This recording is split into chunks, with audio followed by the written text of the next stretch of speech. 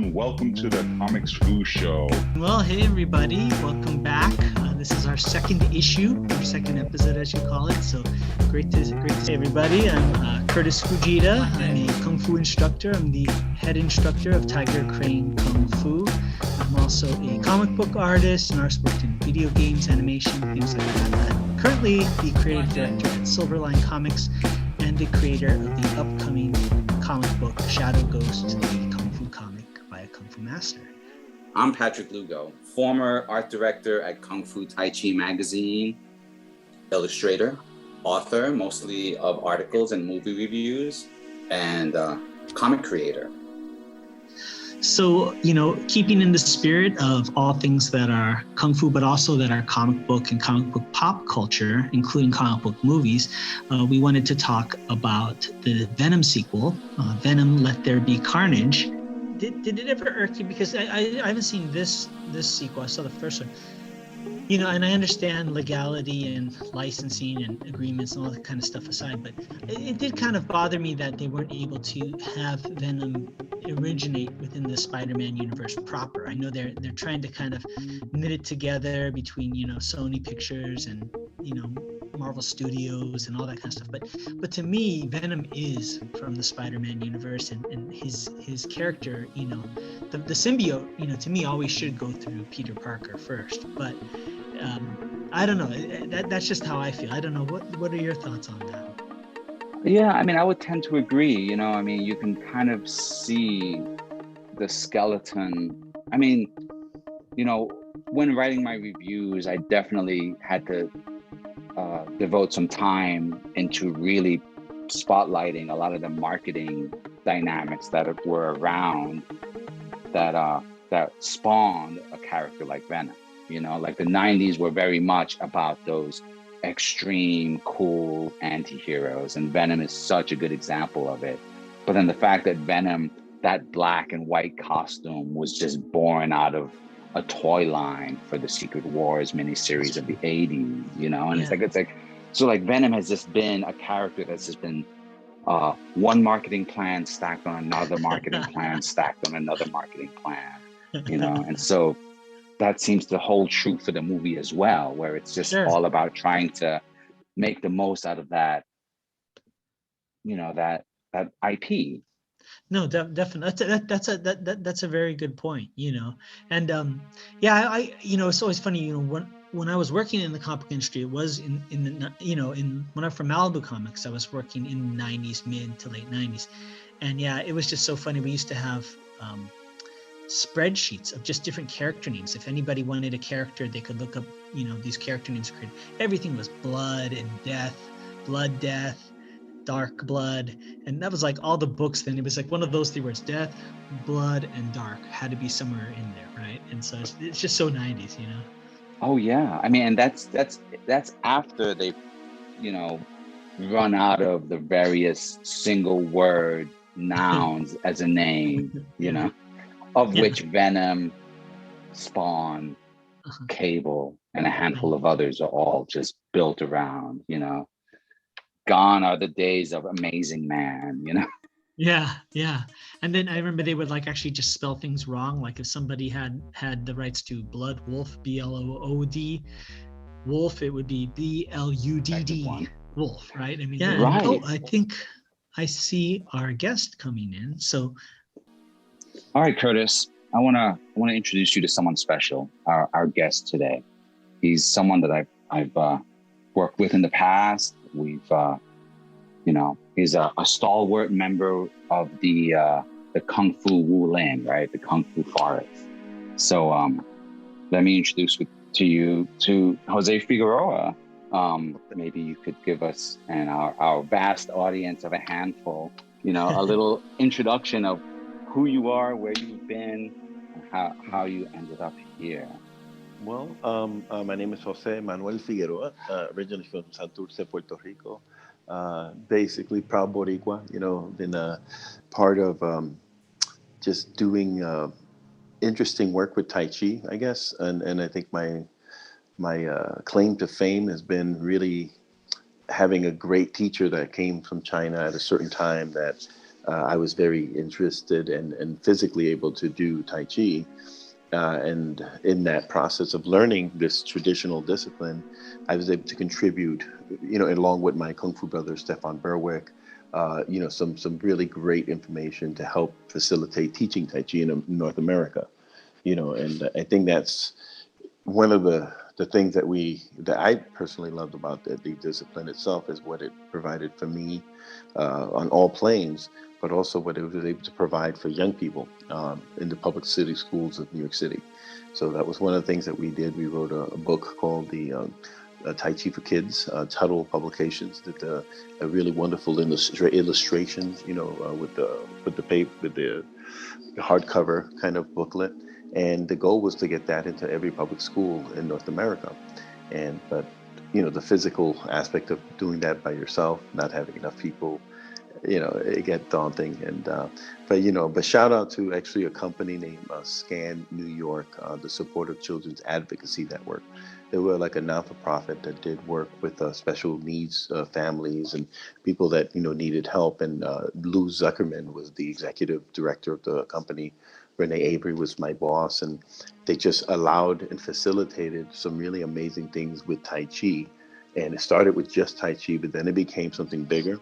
And what we was doing in Harlem, it was bringing a collective of martial arts of all styles onto a stage filled with 600 kids, like screaming, because they're watching a lion dance, on stage. And we were introducing them to Chinese culture.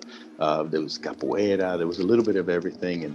And Scan New York was behind all of that. Lou was one of the guys that facilitated that. And at one point, I even was able to bring in my Tai Chi, the Yang style master, Master Derek Trent. And I brought him with Master Ren Guang Yi, my Chen style master. And there was a big Tai Chi performance with both styles on stage. And it was really magical, Right. But we kind of just jumped into the middle. I want to hear a little bit about the early Jose when he was just young. Wow. First, well, I'm sure you were watching Black Belt Theater like the two of us were when we were kids. Absolutely. Actually, when I came from Puerto Rico, I was around 8 and something. And but my kids, I grew up in Puerto Rico with my grandmother. My brothers grew up in New York with my parents, and so I didn't really get to connect with my brothers until I was around 8-ish or 12, or I can't even remember. But I know when I got to New York, I speak English. I spoke only Spanish. I didn't understand English. So it was a very culture shock for me. As I got further along, my brothers, embraced me and what have you, and I assimilated into Western culture. Cut to music. I'm listening to bomba plena, percussion music in Puerto Rico, and I hear this little bodega like around the corner in the neighborhood, and it turns out it's like a little candy shop. And my best friend at the time that he became my best friend was a guy named Jojo Santiago, right? So basically, Jose Santiago, but his name is Jojo, nickname. And later he became the founder of the Rocksteady crew. I just want to say that I'm very happy to see something like this. Where I come from, we didn't have these opportunities. I did it in the streets where the cops were driving by and things were happening and you had to get out the way. But I like the fact that you got this unity. I was just feeling everything that was going on here. You're a very good teacher, man.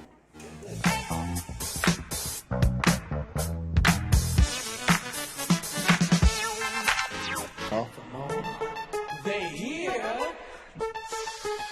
rockin' it.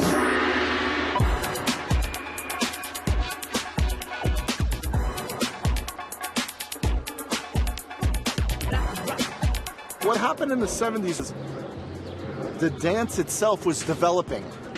Everything was very pure and organic. We kind of took what we saw and we kind of like played with it and added a few more gymnastic moves and more acrobatic moves.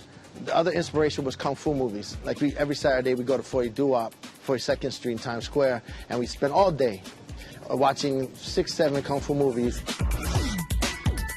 Sometimes we would imitate how they fought and kind of utilize those methods in the way we moved without dancing, but with a different kind of rhythm.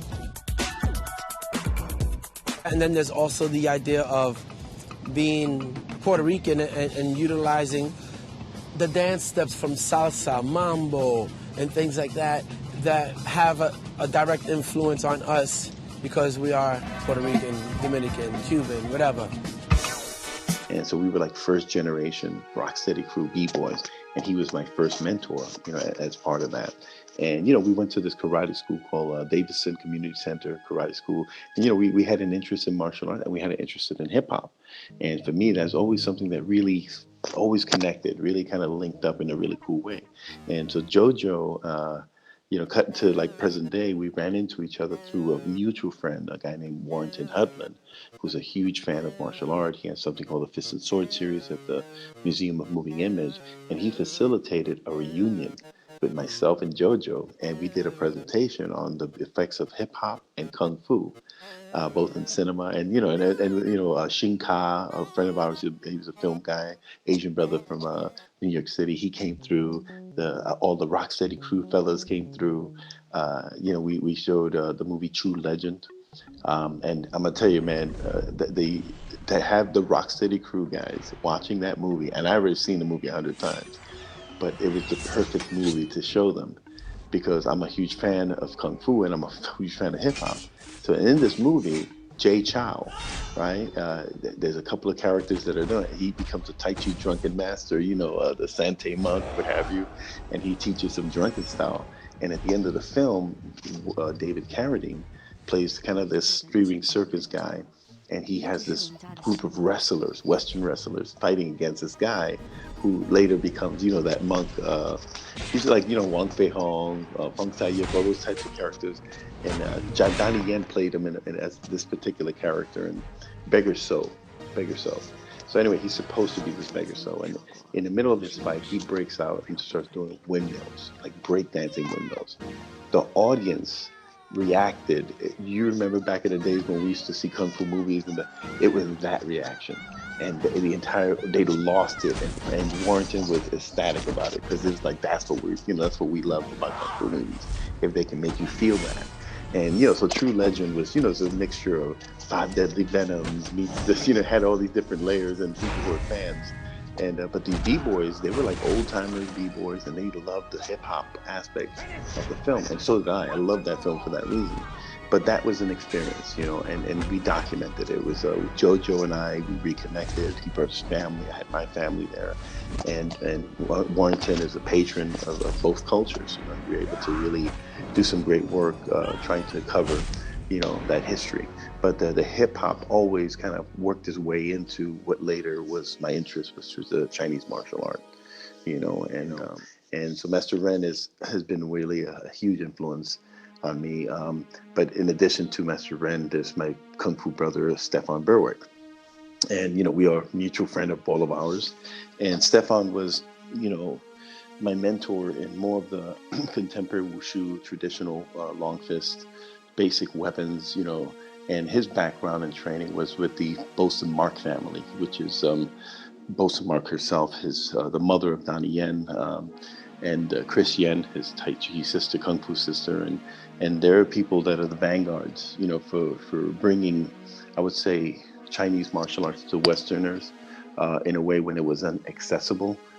They broke a lot of ground, and you know, and one of the beautiful things that Bosun Mark also brought was the influence of Eastern art, stage, Peking opera, things that you would typically not see here in the West, and popularized it. And you know, this is something I didn't know, but Stefan brought it up, and he mentioned that a mutual friend of ours, Fred Ho, he actually was a huge fan of Bosun Mark and what she was doing, and he adopted her philosophy, creating a production based on like the legends of Kung Fu, starting with the Monkey King. So it was this great concept with Su Wong Kong. It was this amazing theatrical production using jazz music as opposed to, you know, the traditional Chinese music. But he combined it. It was combined traditional Chinese music with jazz. So it was really avant-garde, you know, theater. And me, Stefan, etc., were a very, you know, interesting part of that. So the way it worked is Stefan introduced me to Fred Ho, and then later he told me that Bosun Mark was his influence. You know, I found that out years later.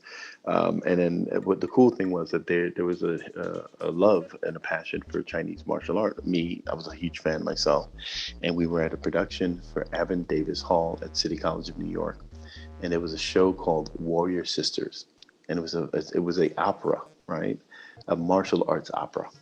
And at the lead was a person, a team, a group of Asian brothers names. The name of the group is Slant, SLANT,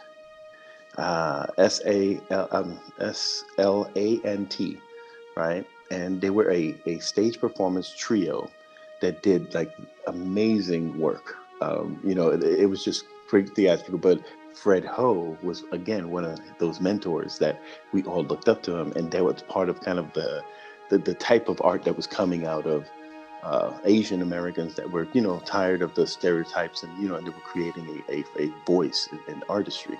So out of that group was a brother named Perry Yun, and Perry was the first guy that I worked with when we were doing a show at Lincoln Center in 1997, and it was the first rendition of a voice, what later became Voice of the Dragon, which is a martial arts ballet that Fred Ho produced, and Columbia Artists toured it. It was a great production, and it was extremely rare for that to be the case. It was not a production that was produced in Asia. It wasn't. It was produced here, and it was with a combination of all the ethnicities coming together to make this one thing happen. Jose, I was wondering if you could comment, because some of our viewers are more from the comic book world, not necessarily. Oh, excellent! Yeah, yes. And so the idea of Tai Chi, I teach Hung Ga, and I also do some Tai Chi. But even when I started, there's a very strong misconception, especially here in the West, about Tai Chi. Usually, when you say Tai Chi, most people think, oh, old people practicing in the Right, forest. right, absolutely. I get that. Martial art, they say, what type of martial art is this? But if you have a chance to investigate, it's a phenomenal martial art. I don't know if you could kind of comment a little bit about that, educate everybody absolutely. about. Would love to actually. Yeah, I personally love Chen Tai Chi because of my personal feeling of it. You know, I love aesthetically what it looked like, but then when you go deeper and you research and you do it more and longer, you understand it as the martial discipline. And in there's an array of techniques, a plethora of techniques that are based on locking. So this in this order, true Tai Chi boxing would be trap, lock, break, throw, in that order. Not necessarily in that order, but it's more ideal in that way. So the trapping part would be, so think of a Roman Greco wrestler or a Gracie Jiu-Jitsu guy, and what they do on the floor, and that's actually the type of fighting you would do using Tai Chi principles, where someone, let's say, is trying to grapple or trap someone that, let's say, is a expert in the Tai Chi system, Chen style system. If you can think of a conveyor belt, it's a conveyor belt that's just kind of bringing the joint from the wrist to the elbow to the shoulder. And once you get through those conveyor positions, something's going to snap, right? And that's actually the design of the film, of the style, you know. And the same thing I explained with the arms applies to the knee, the hip, and the ankle. And then the spine and the central upper thoracic cavity, the lower lumbar, and the positioning of the body as a martial artist, like any martial art, you know, it's all about footwork. You know, your footwork has got to be in the right places. So you're using your torso and your body as a lever to basically create a very forceful and powerful swai jiao throwing, which is a kind of a Chinese wrestling style that is not typical to only Chen Tai Chi, but it's actually one of its ancestors, connected. And you know, and I actually personally have an affinity for Hung Ga, because there was a love of that system because of Gordon Liu. Like, I'm a huge Gordon Liu fan. So when I got to meet him in person, man, and he came to New York, he saw our show. He was ecstatic about a stage production that showed martial arts on stage. And of course, the jazz was phenomenal, because he'd never seen anything like that. And we got lucky because he didn't realize you know how they pick people from the audience? They go, hey, we need somebody for the audience, and they put me in there with one of the guys that was in my show. And it was a bit, you know, he's going to show a technique in movies. You know, in the movies we used to do this, and he teaches me and my friend a technique, and it's a simple combination, and we do it easy. And he's excited because he says, wow, you guys pick up quick. And then somebody whispers in his ear, hey man, that's the choreographer for the show you just saw, and he was so cool about it. And so then we go outside and we interview him in front of the Brooklyn Academy of Music, right? And Roberto Lopez, who's one of my mentors in filmmaking, he's under the Sammo Hung like lineage. He's one of those Colombian brother that loved Chinese martial arts like I did, and he got in with the right circles. But he happened to be there at that day. It was like a bunch of martial arts people came to this, and he filmed me interviewing Gordon. And it's a beautiful interview, man. And he says some great things. One of the things that he was a huge fan of Bruce Lee. He had a huge respect for Bruce. He had good reasons, and actually I agree with every single one of them. And then when we talked about Crouching Tiger, he kind of like thought about it. He said, I've seen it, I liked it, but like we've done this movie before, like several times. And he wasn't wrong, and we're fans, so we know exactly what he meant, and shout out to Bay Logan, man, the sequel to Crouching Tiger. I actually absolutely loved. I loved the location, the way they did it. It was a great homage to the original. It had a very different tone, which it was supposed to, but it was one of those things that these types of wuxia films. I know that I fell in love with martial arts because it was a magic of Asia, that was connected to it, and the culture, and there's a beauty that's there, that and a history and the preservation of that history and that ancestry. I think when it comes to all people of color that have some type of a history, Boricuas, people from Africa, we have this respect for ancestry and preservation of that history. And when that's taken away from you, and you have to kind of research it to get it back, that becomes there's a disparity in that type of knowing yourself. So for me, the Tai Chi and Chinese martial arts in particular help to fill that void, for many people who have lost some connection, because there is a family hierarchy in Chinese martial arts that I absolutely adore. Tai Chi Gong, Daga, Big Brother, like I love that whole aspect of the culture. And one of the really great friends of ours that God rest his soul that he passed was the rock and roll singer Lou Reed, who was a huge fan of Chen style Tai Chi, and just really a great practitioner himself. He really kind of devoted himself to the art form, but Lou also understood the hierarchy, man. This is how cool Lou Reed is, man. My teacher did a presentation at Carnegie Hall, and he was the first time ever a Chinese martial arts presentation on the stage of Carnegie Hall, and they were playing rock and roll with Lou Reed and my teacher performing Tai Chi, and it was this great show that they did.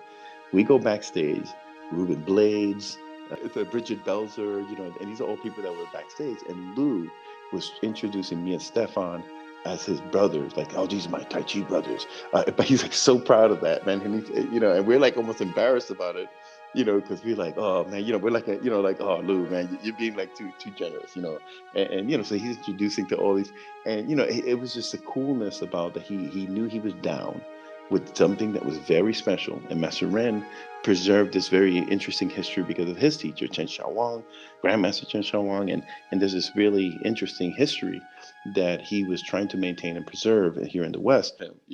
Well, I think it's always no matter what style at the higher level, there's so much connection. Absolutely, so much connection. Right. And that's why I always tell my students that there's no superior styles. Styles are languages. No language is superior than another language. It's just how do you want to express yourself, right? Right, absolutely. And my Sifu YC Wang, he's known for having really good Hung Ga, but then people sometimes will see his Tai Chi and say, well, why is he doing that Tai Chi stuff? And what they don't understand is one of the reasons his Hung Ga is so good is because he investigated Tai Chi. Yeah. Cut to 20 years later, Warrington Hudlin introduced me to this young brother that was doing a film that I was working on.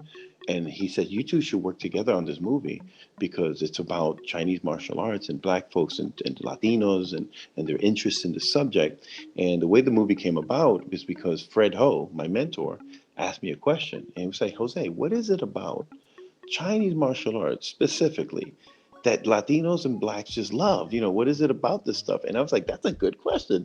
And I went down the list of what I loved about martial arts, etc.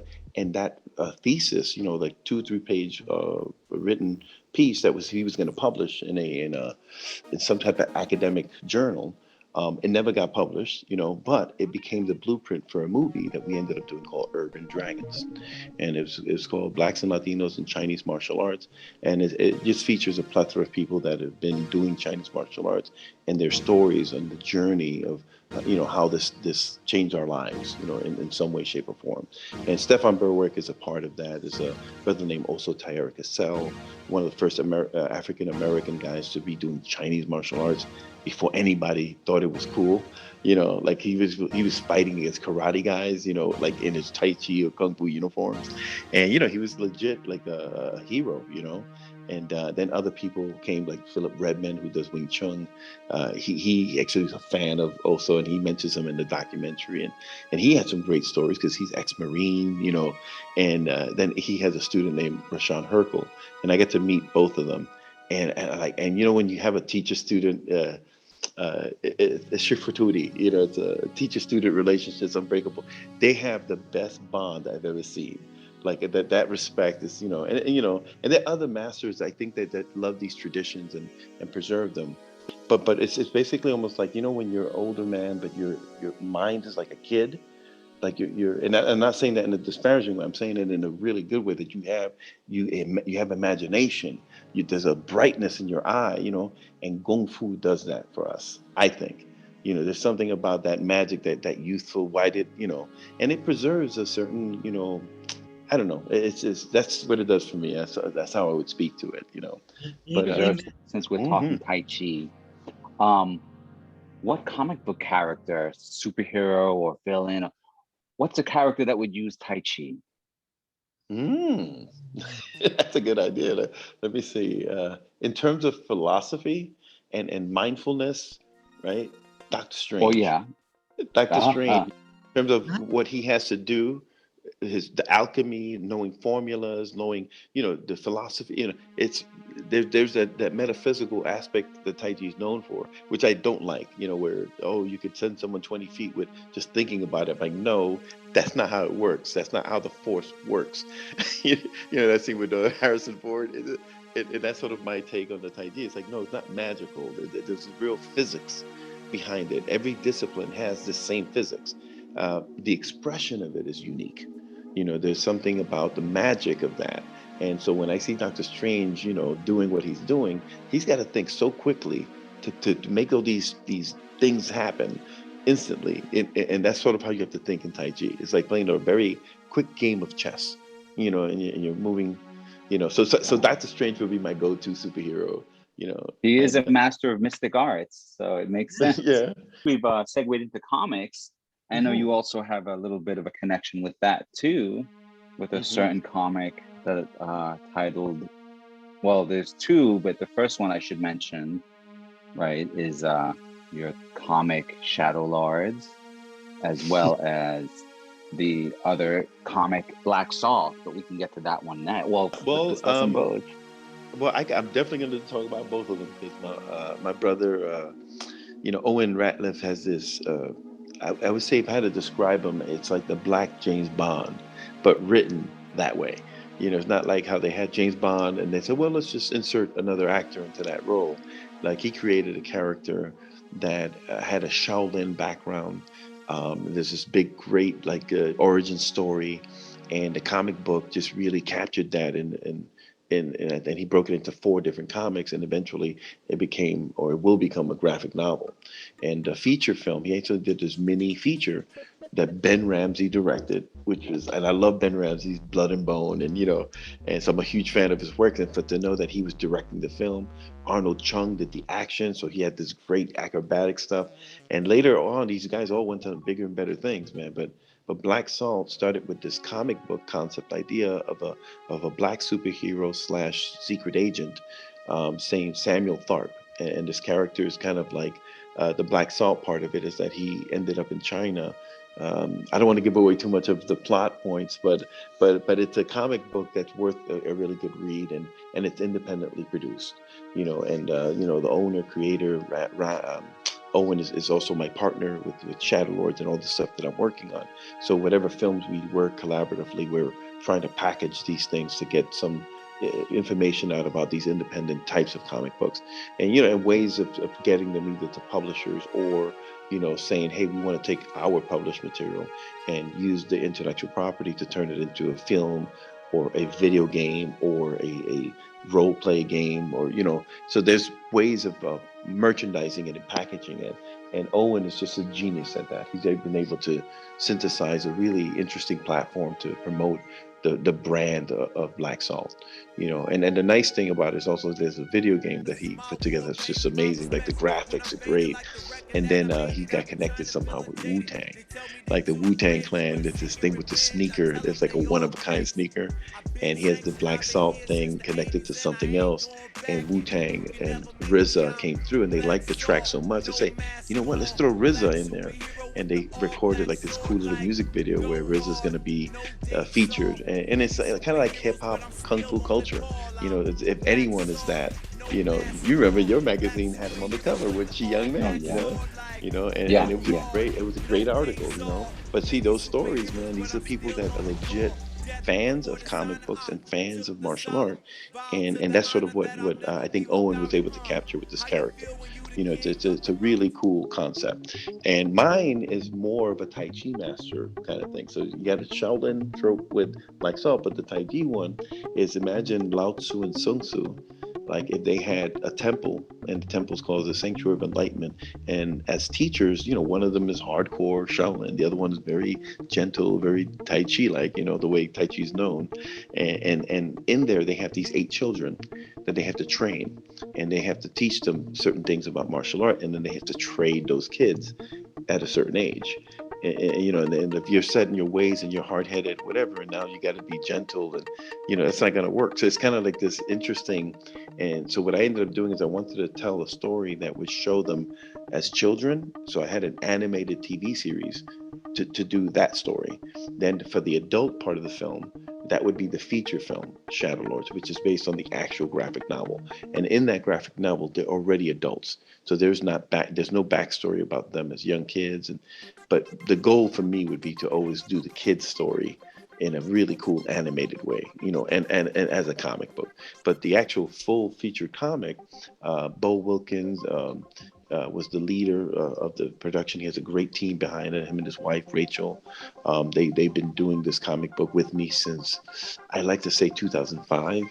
And it's been a work in progress, a labor of love. We're all putting sweat equity into this stuff. Me and Owen have been doing this stuff forever. And, as independent filmmakers, as independent film and comic book publishers, you're trying to kind of get a story out that appeals to what your love and interest is. It's kind of like what you're doing with your work, that there's a passion for art, but there's also a combination of art, mixed with martial art. And there's some philosophies in there that you can tell. And, the age group that you're targeting, man, that's an important age group. And that's one of the things that I did kindergarten through 8th grade in the Board of Education. That book would have flied off like the handles because, I could see that being in the lesson plan, life lessons. Kung Fu is all about life lessons, man. And, and I think kids are missing, that the importance of that. And not that sports doesn't teach that, because I'm a fan of Western sports, but there's also this Western culture that's a little too aggressive, too hyper masculine, and there's no humility behind that masculinity. And I think what makes martial arts unique is that ability that we have to be able to be humble, even in the face of adversity, and being able to check ourselves, because we know that the training that we've done, you could actually hurt someone doing this stuff if you choose to lose it. And I think when you have comic books that address that, or movies that address that there's always this restraint for that reason. Well, no, I was just going to say, what Jose was elaborating on earlier about the difference between Kung Fu and just kind of the Western sports kind of dynamic that we're all brought up with, is the thing that's so beautiful about Kung Fu is because it's so much about self-discovery, is this concept that for me to win doesn't mean you have to lose. And that's I love that. Yeah. Right. And when you say humility, I mean, that's one of the biggest things my Sifu used to say. And it's like, when you say that is Kung Fu, right? It's having the ability to do these potentially destructive things, but having the restraint not to, right? Power is not good without restraint. It's useless. And And I always feel like that's where bullying comes in, right? A bully is what happens when the coward gets power, right? Yes, That's right. actually, maybe before we shut the whole thing down, maybe we can go around and everybody can kind of give their social media and where people can contact you and stay updated on your projects. Maybe we'll start with Jose. Maybe you could share where people can find you online and kind of keep track of all your very. This is the year that I'm going to kind of launch a lot of my social media platforms. But at this time, it's going to be just strictly Facebook. But eventually, I'll have a specific website on Facebook that's strictly Shadow Lords, the comic book. And actually we'll launch that. But at this point, it's Jose Figueroa on Facebook, and you'll see I'll usually post stuff about martial arts. I share a lot of other people's work and what have you. And that's for now the only platform that I can kind of put the word out on. Okay, great. And we'll be happy to share once the Shadow Lords websites up. We'll share it on our social media. Yeah, absolutely. And and I'll have all that in place. A lot of it is just building and working quietly to be able to express something physically later. Absolutely, we're manifesting. Definitely.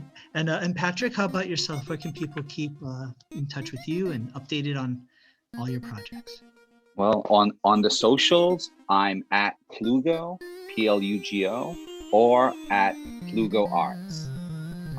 You can find my website, plugoarts.com, and you should definitely keep an eye out for my graphic novel, A Tiger's Tale, where you can find updates at atigerstale.com, and that's tale spelled Tale.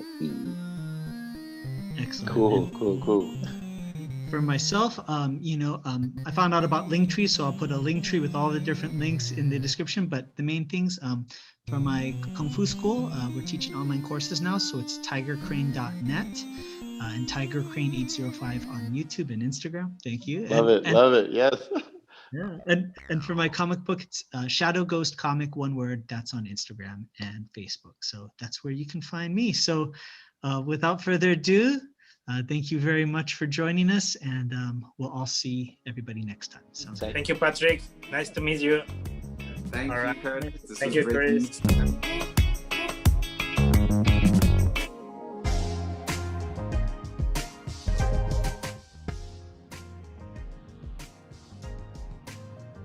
Hello, I'm Sifu Kurtis Fujita with Tiger Crane Kung Fu.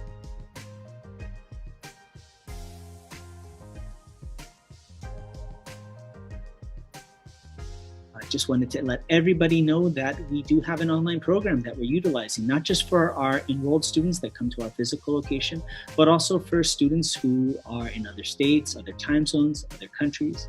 It's a unique program with multiple components that really help you learn Kung Fu and Tai Chi at home during the current health epidemic and beyond. So we have different components. The first part is, of course, Zoom classes. We have online Zoom classes that meet throughout the week for Kung Fu and Tai Chi.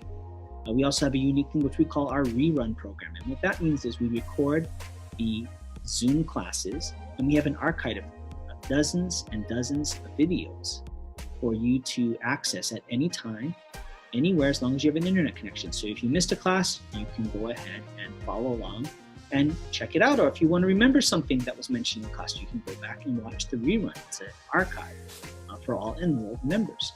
Also, we have personal videos. And what I mean by that is if you film yourself doing an individual technique, you can send it to me and I'll be happy to shoot my own video with a response detailing specifically what you want to do to improve the exercise and do it most efficiently.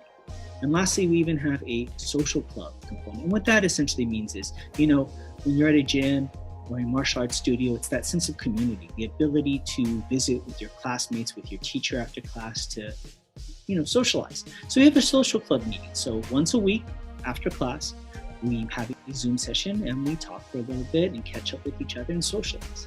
So these are all the different components that make our unique online Kung Fu program. If you're interested, feel free to reach me at my email address. It's instructor@tigercrane.net. Again, instructor@tigercrane.net. We would love to see you in our online studio.